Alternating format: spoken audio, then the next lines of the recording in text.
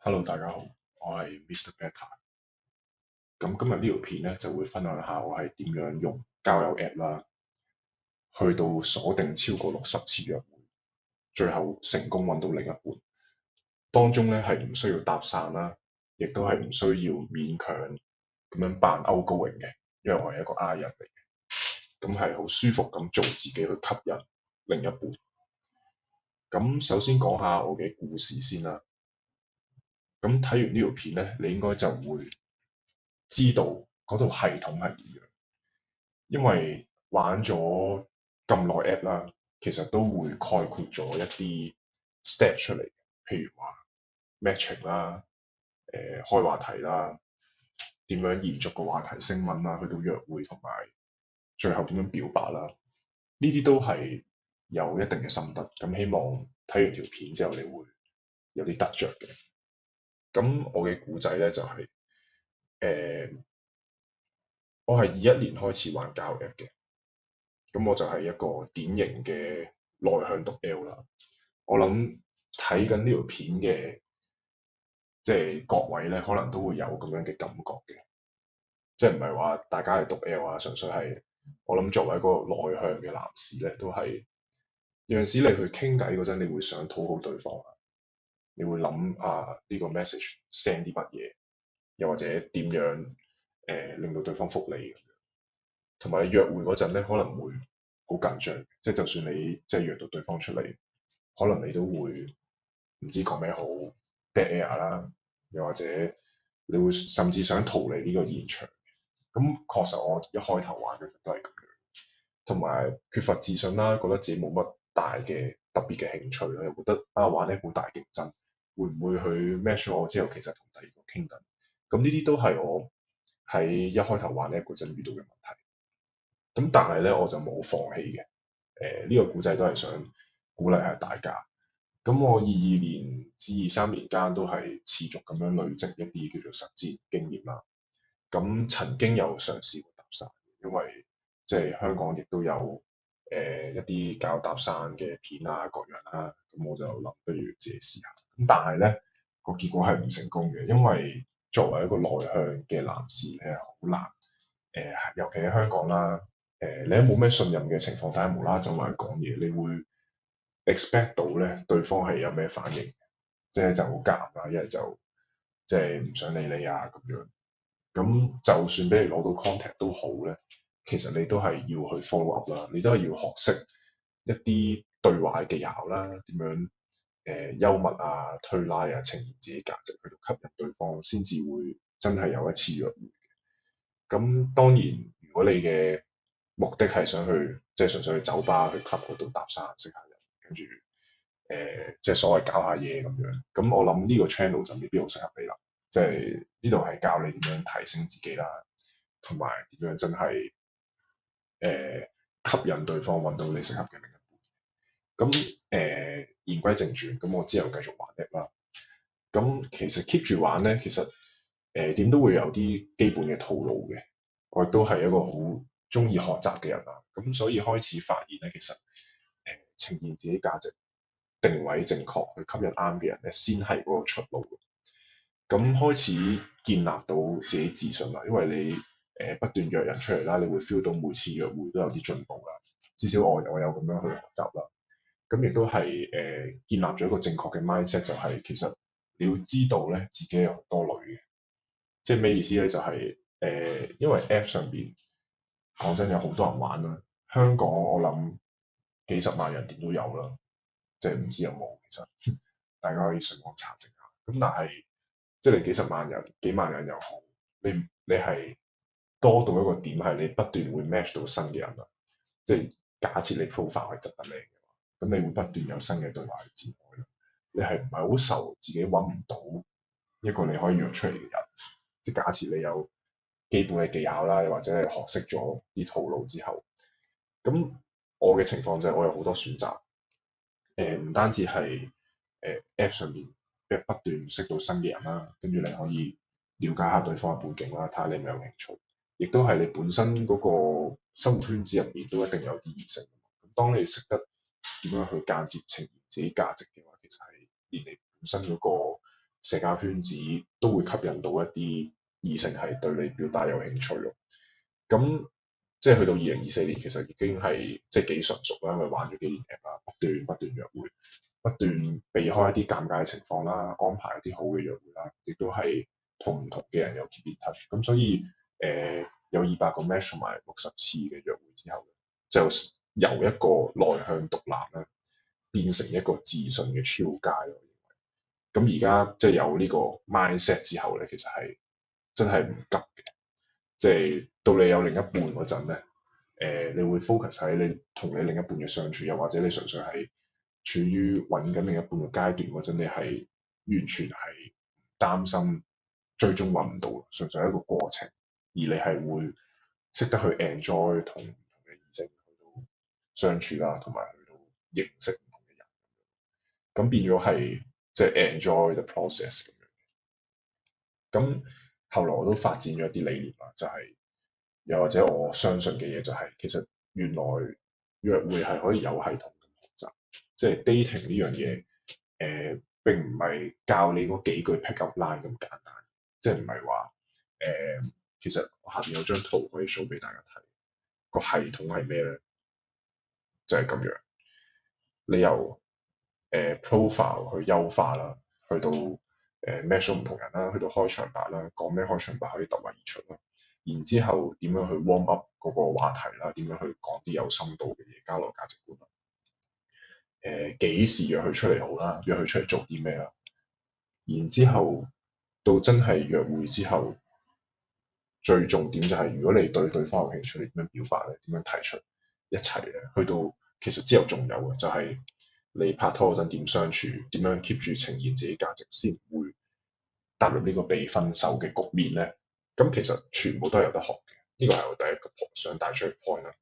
第二個就係搭訕係解決唔到問題，即係你係可以周街同人搭訕啦。作為一個內向嘅人，你絕對可以咁樣挑戰自己，但係佢只會打擊你嘅自信心，你只會不斷失敗。就算你攞到 contact 都好，你都好難有 follow up 啦。又或者大家個信任好低嘅時候，佢對你嘅了解就淨係你係一個走埋嚟搭訕陌生人咁簡單啫。你點樣 expect 你有足夠信任去到令對方考慮你成為另一半咧？咁第三就係扮外向，只能夠治標不治本，即係有啲內向嘅男士都會同我反映就係佢成日好羨慕啲 outgoing 嘅人。咁其實我想講嘅，你係唔需要扮 outgoing 嘅，因為內向嘅人係有內向嘅優勢啦。譬如話善於聆聽啦，譬如話思考比較有深度啦，又或者係比較有神秘感，呢啲都係你要識得間接咁呈現出嚟，令到對方被吸引。跟住第四呢個都幾重要，就係尤其一啲 A0嘅男士啦，又或者一啲拍咗拖好耐嘅人，以為出咗 pool 就係終點，但係其實作為一個男人係要不斷提升自己啦，無論係相處方面，無論係性格啦、體型啦、事業方面，你都係要提升自己去呈現自己價值嘅，同埋你係唔可以一味咁樣遷就晒對方。如果唔係，你喺一段關係入邊都係會俾人食住啦。然之後到最後可能甚至對方過咗幾年就提出分手，呢個絕對係有大量我身邊嘅人係經歷過嘅嘢。咁同埋第五個 point 就係唔鼓勵成為 playboy 啦。其實係浪費青春。咁點解咁講咧？因為我身邊確實係有啲叫做喺交友 app 上面識咗好多人嘅人啦。咁佢本身外形幾好嘅，跟住又識講嘢嘅。咁但係咧，佢就係典型嘅 playboy，就係不斷識唔同嘅人啦，然之後就會即係高上對方啦。跟住到而家佢都未揾到一個穩定嘅另一半，咁我就會覺得睇下你追求啲咩咯。我會覺得你可以有人生咁樣嘅階段嘅，咁但係到最終其實你去到識咁多人，其實你都係想揾個即係叫做 soulmate 啊，又或者係真真正正你覺得相處得舒服嘅人啫。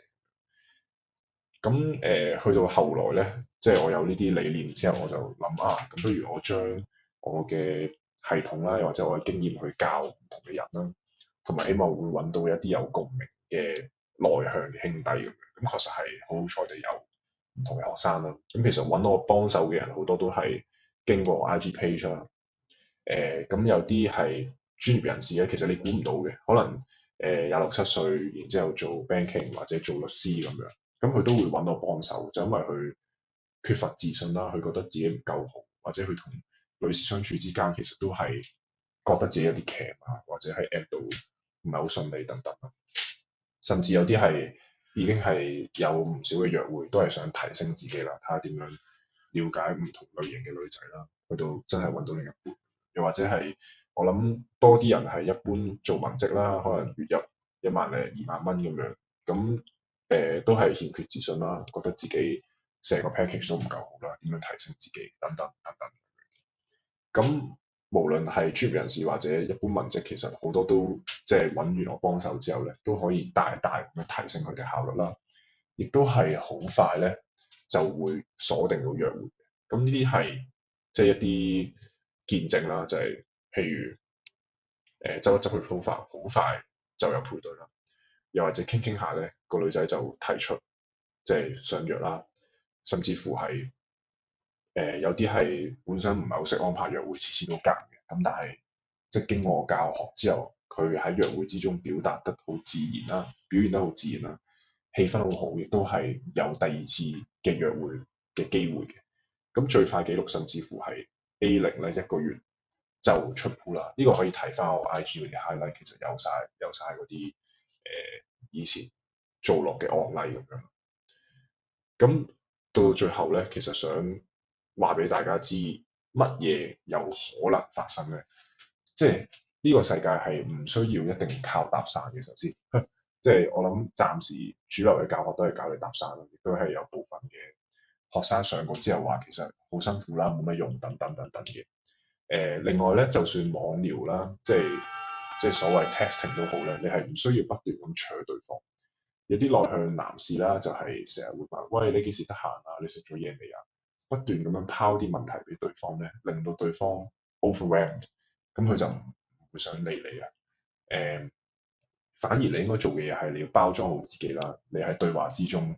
展現出高價值啦，令到對方係被你吸引而係想約你出嚟。到你真係開口嘅時候，佢係必定會 say yes。咁另外咧就係唔需要扮外向，其實 I 仔咧。其實係可以好舒服咁做自己，好 chill，好有自信咁樣同對方講嘢咧。其實佢都係會受你所吸引，係咯，唔需要好 talkative social 啦，唔需要扮到好多嘢講，亦都唔需要去到主導晒成個對話，唔需要你講80%，對方講20%嘅，呢啲係好 E 嘅人會做嘅嘢啦，反而咧可能令對方有壓力嘅。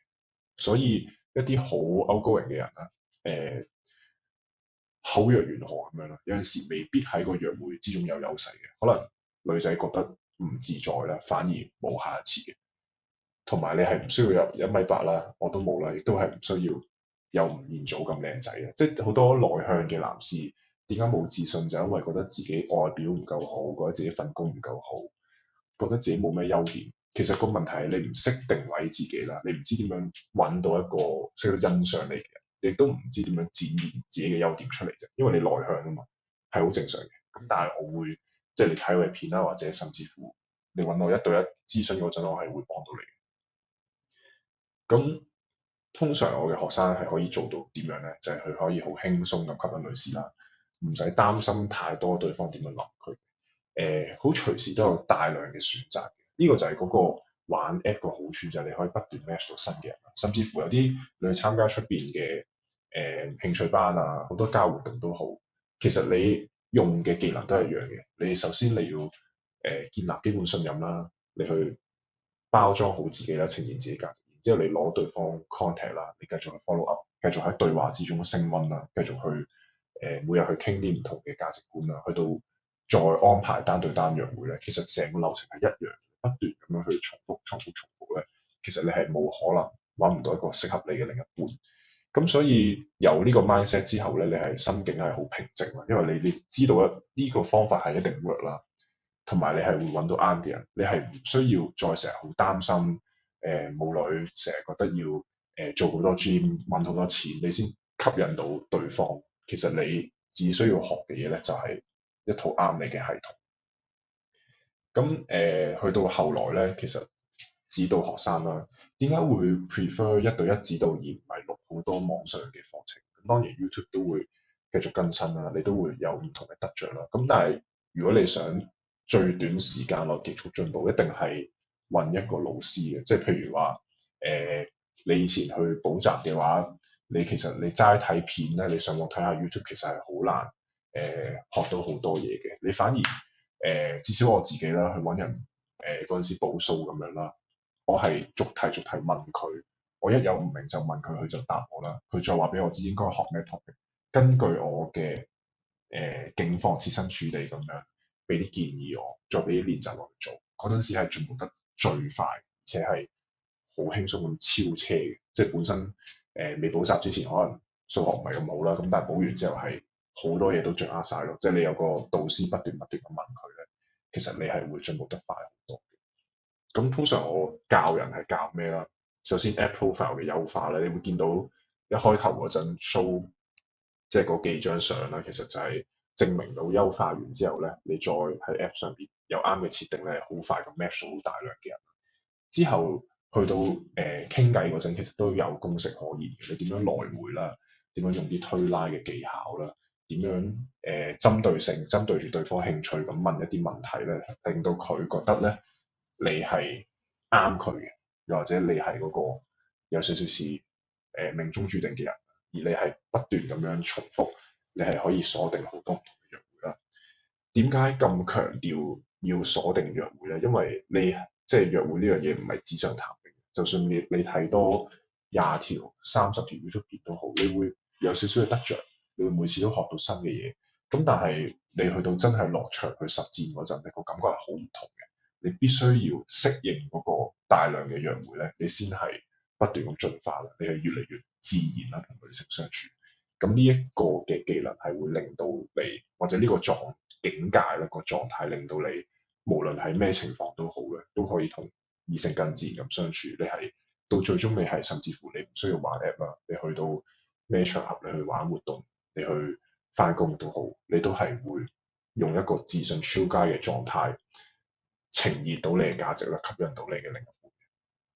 咁亦都係有啲學生會揾我去幫手諗點樣覆對方咯，一啲 testing 嘅策略啦。咁其實我都係好樂意去幫翻自己嘅學生。咁亦都係針對性咁安排約會，譬如話